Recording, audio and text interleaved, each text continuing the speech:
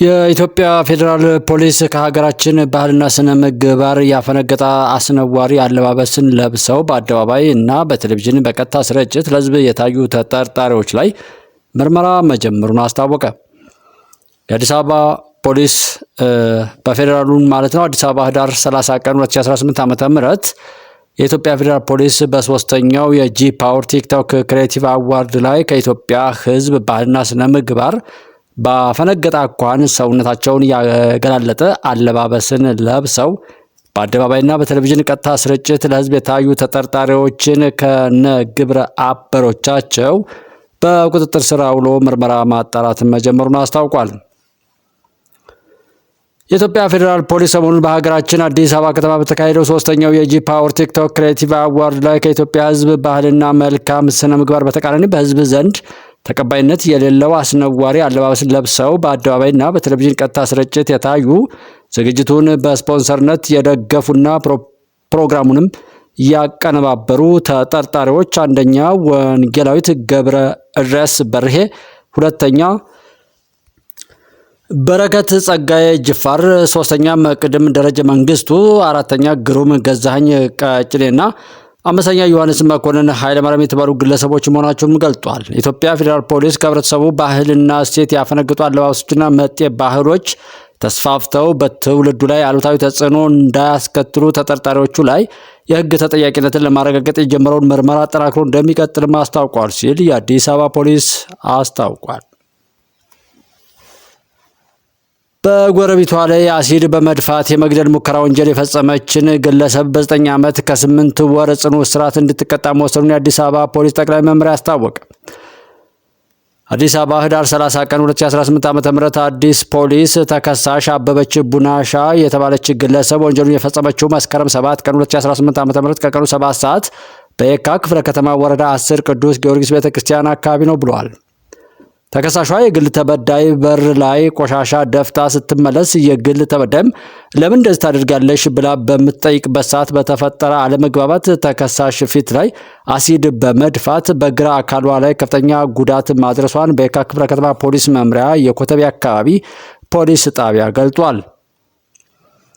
ፖሊስ የግል ተበዳይ ጉዳት ሪፖርት ከደረሰው ጀምሮ ወዲያውኑ በቦታው ደርሶ ተጎጂውን ወደ ሕክምና በመውሰድ እንድትረዳ ማድረጉን ጠቁሟል። ከሕክምናው ጎን ለጎን ተከሳሿን በቁጥጥር ስር በማዋል ተገቢውን መረጃና ማስረጃ የማሰባሰብ ሂደትና የምርመራ ስራ ማጠናቀቁን ፖሊስ ጣቢያው አመላክቶ በተጠርጣሪዋ ላይ በሕክምናና በሰው ማስረጃ የተጠናቀረውን የምርመራ ውጤት ለአቃቢ ሕግ ልኳል። ጉዳዩ በአቃቢ ሕግ ክስ ከተመሰረተ በኋላ ሂደቱን ሲከታተል የቆየው ፌዴራል የመጀመሪያ ደረጃ ፍርድ ቤት የካ ምድብ አንደኛ ወንጀል ችሎት ህዳር 16 ቀን 2018 ዓ.ም በዋለው ችሎቱ በ9 ዓመት ከ8 ወራት ጽኑ እስራት እንድትቀጣ ወስኖባታልም ብሏል። በተለያዩ ምክንያቶች የሚፈጠሩ አለመግባባቶችን በስሜታዊነት ወደ ግጭት በመውሰድ በሰው ላይ ጉዳት የሚያደርሱ ግለሰቦች ከስሜት በጸዳ መንገድ ችግሮችን በውይይት መፍታት ይኖርባቸዋል ሲል ያሳሰበው ፖሊስ ችግሩ ከአቅም በላይ ከሆነም ወደ ህግ አካል በመቅረብ በህግ አግባብ እንዲፈታ በማድረግ ራሳቸውንም ሆነ ሌሎችን ከህግ ተጠያቂነት መጠበቅ እንደሚገባቸው የአዲስ አበባ ፖሊስ ጠቅላይ መምሪያ አሳስቧል ሲል የአዲስ አበባ ፖሊስ መረጃ ያመላክታል። ሰላም ጤና ይስጥልን። የተከበራችሁ አድማጭ ተመልካቾቻችን በያላችሁበት ሰላማችሁ ይብዛ። ከምንሰማው ከምናየው እጅግ በጣም አይተነው ከማናውቀው መጥፎ ነገር ሁሉ ፈጣሪ አብዝቶ ይጠብቃችሁ እያልን ወደሚቀጥለው ዜና እንለፍ። በመንግስት የተደረሰውን የሰላም ስምምነት መሰረት በማድረግ በርካታ ታጣቂዎች እጅ እየሰጡ እንደሆነ የአማራ ክልል ፖሊስ ኮሚሽን አስታወቀ። በአማራ ብሔራዊ ክልላዊ መንግስትና በአማራ ፋኖ ህዝባዊ ድርጅት አፋሕድ መካከል የተደረገውን የሰላም ስምምነት ተከትሎ በማዕከላዊ ጎንደር ዞን በወገራ ወረዳና ኪንፋዝ ወረዳ አዋሳኝ ቀበሌዎች ሲንቀሳቀሱ የነበሩ 41 ታጣቂዎች የሰላም ስምምነቱን መሰረት በማድረግ ገብተዋል ብሏል።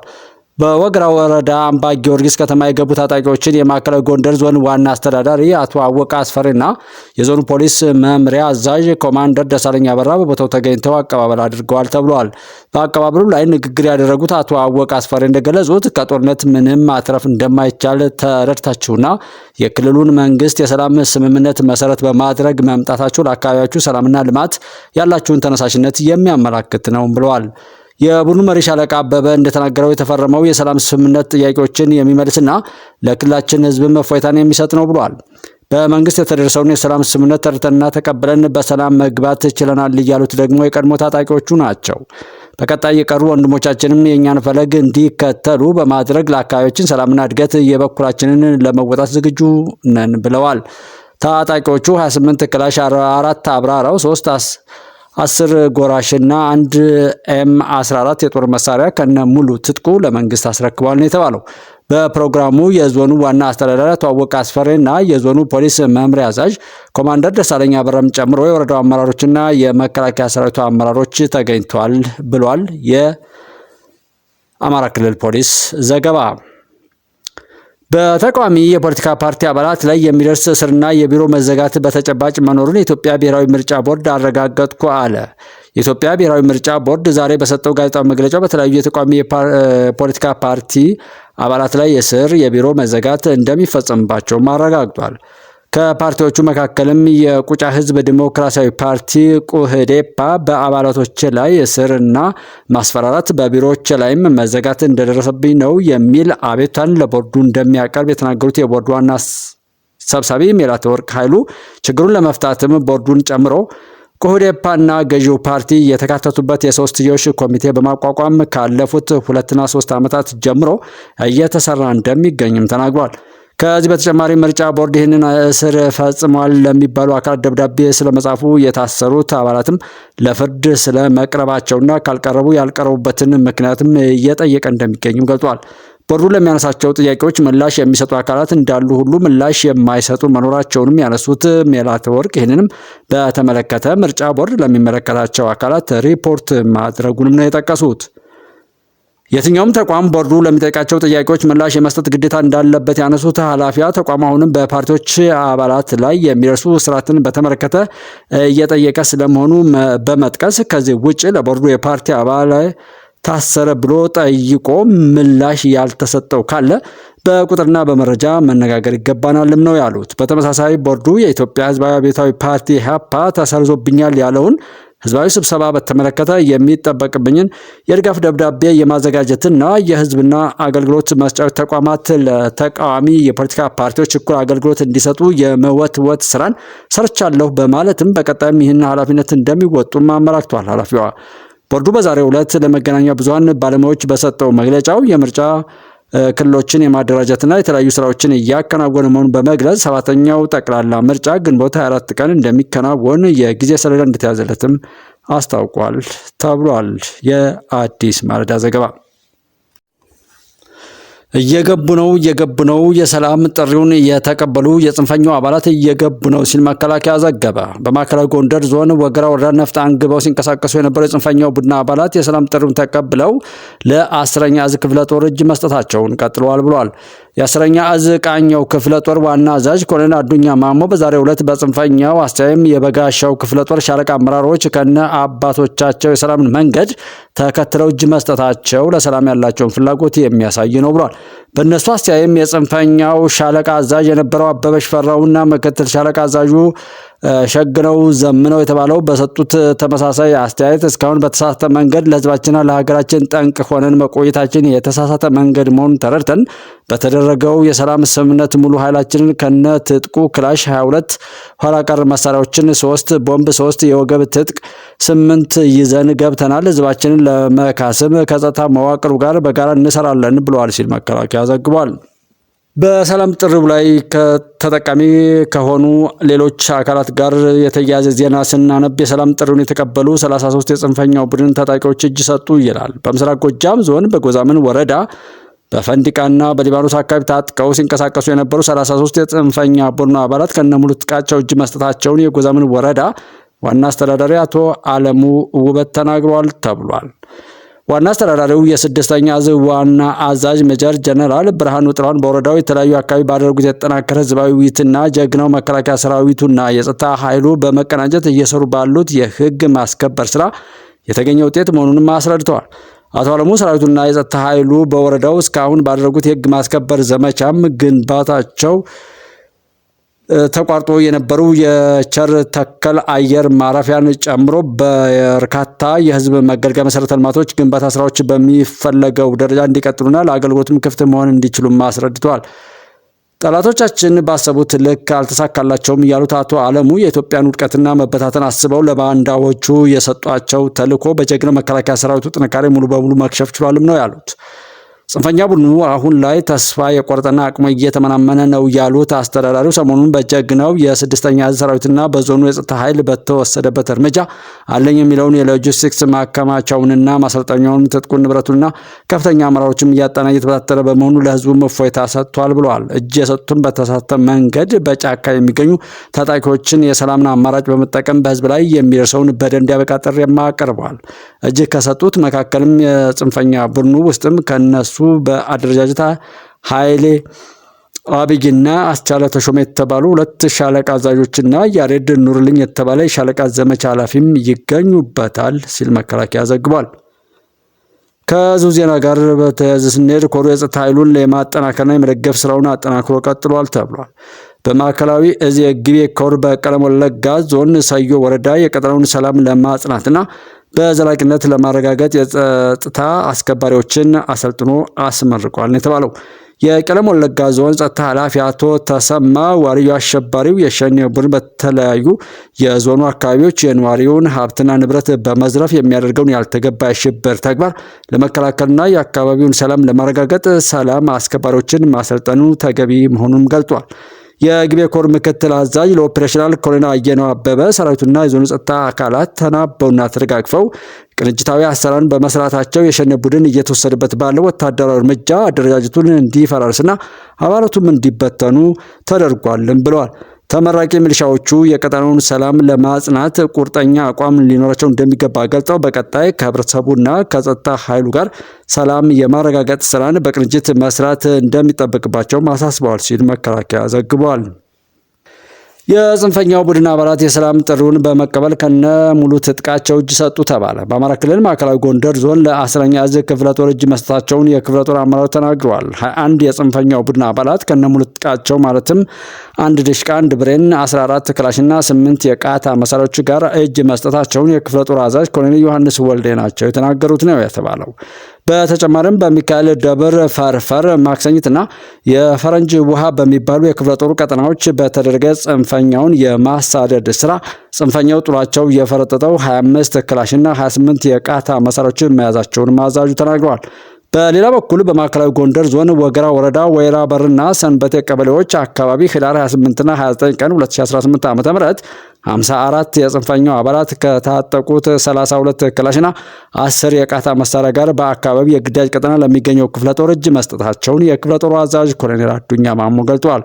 ይህ ውጤት ሊገኝ የቻለው ከላይ እስከ ታች ያለው አመራር እና አባላት በቅንጅት መስራት በመቻሉ እና ተከታታይና ፋታ የማይሰጥ የስምሪት ስራዎች በመሰራቱ እንደሆነ የገለጹት አመራሮቹ ጠላትን መግቢያና መውጫ በማሳጣት እጅ እንዲሰጡ መገደዱም ተናግረዋል። ከህዝብ ጋር የተደረጉ ውይይቶችን ተከትሎ ህዝቡ ከጎናችን ሆኖ በሰላማዊ መንገድ እጅ እንዲሰጡ የበኩሉን ሚና በመወጣቱ የተገኘ ውጤት መሆኑንም የሁለቱም ክፍለ ጦሮች አዛዦች ተናግረዋል።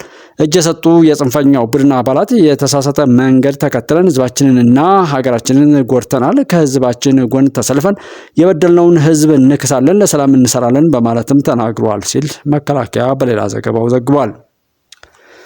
በሰሜን እና በደቡብ ወሎ ዞኖች በሰላምና ጸጥታ ዙሪያ ውይይት ተደረገ ተባለ። የኮማንዶ ክፍለ ጦር በደቡብ ወሎ ዞን ወረኢሉ ወረዳ ከአካባቢው ህብረተሰብና የመንግስትን የሰላም ጥሪ ከተቀበሉ የጽንፈኛ ቡድኖች ጋር በሰላምና ጸጥታ ዙሪያ ውይይት አድርጓል።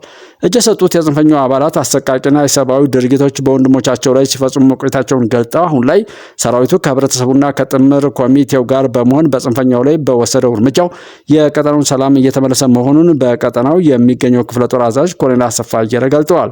የወረኢሉ ከተማ ተቀዳሚ ከንቲባ አቶ አቡሽ ይመር በበኩላቸው የህዝብ ጥያቄ የሚመለሰው በውይይት እንጂ በፖለቲካ ነጋዴዎች ጠመንጃ ወይም ጠመንጃ ማንሳትን አለመሆኑን ገልጠው ከጸጥታ ኃይሉ ጋር በመሆን የሚደረገውን ሰላም የማረጋገጥ ስራ ተጠናክሮ እንዲቀጥልም ተናግሯል።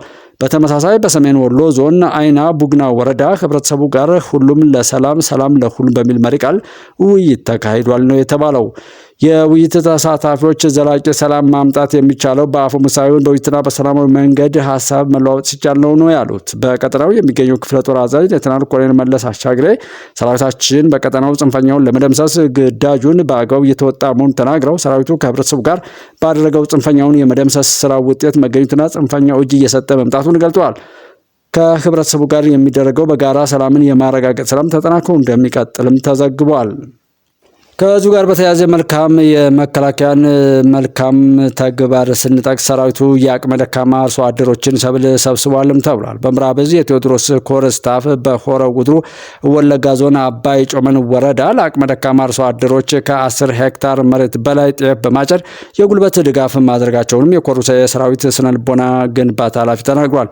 የአባይ ጮመን ወረዳውን አስተዳዳሪ አቶ ሶሪ ኮሩ በቀጠናው ከተሰማራ ጊዜ ጀምሮ ሰላም በማጽናት ህዝቡ ለሰላም ሰላምን እንዲያገኝ እየሰራ መሆኑን የተናገሩት። በተመሳሳይ የማዕከላዊ ዕዝ ዋልታ ክፍለ ጦር በተሰማራበት ቀጠና የአቅመ ደካማ አርሶ አደሮችን ሰብል እየሰበሰበ ስለመሆኑም የክፍለ ጦሩ ምክትል አዛዥ ለውጊያ ድጋፍ አገልግሎት ሌተናል ኮሎኔል በድሉ ሰንበቶ ገልጧል ብሏል። መከላከያ ጽንፈኛውን ወደ ሰላም ለመመለስ ከህብረተሰቡ ጋር እየተሰራ መሆኑን መከላከያ ገለጸ። የምስራቅ ዕዝ ምክትል አዛዥ ለኦፕሬሽናል ሜጀር ጀነራል ተስፋዬ ረጋሳ በብር ሸለቆ መሰረታዊ ውትድርና ማሰልጠኛ ትምህርት ቤት በመገኘት በአካባቢው ከሚኖሩ የሀገር ሽማግሌዎችና የሃይማኖት አባቶች ጋር በሰላምና ጸጥታ ዙሪያ ውይይት አድርገዋል ተብሏል።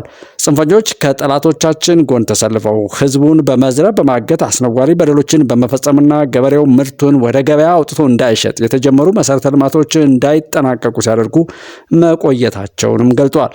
እኛ የህዝብ ልጆች ነን። የታገልነው መስዋዕትነት እየከፈልን የህዝብን ሰላም ለማስጠበቅ እስከሆነ ድረስ ለሰላም እንሰራለን ያሉት ሜጀር ጀነራል ተስፋዬ ረጋሳ ሰራዊቱና ጥምር የጸጥታ ኃይሉ ባደረገው የተቀናጀ ስምሪት ጽንፈኛውን መደምሰስና የተበታተኑን መልቀም እየተቻለ ስለመሆኑ ተናግረዋል።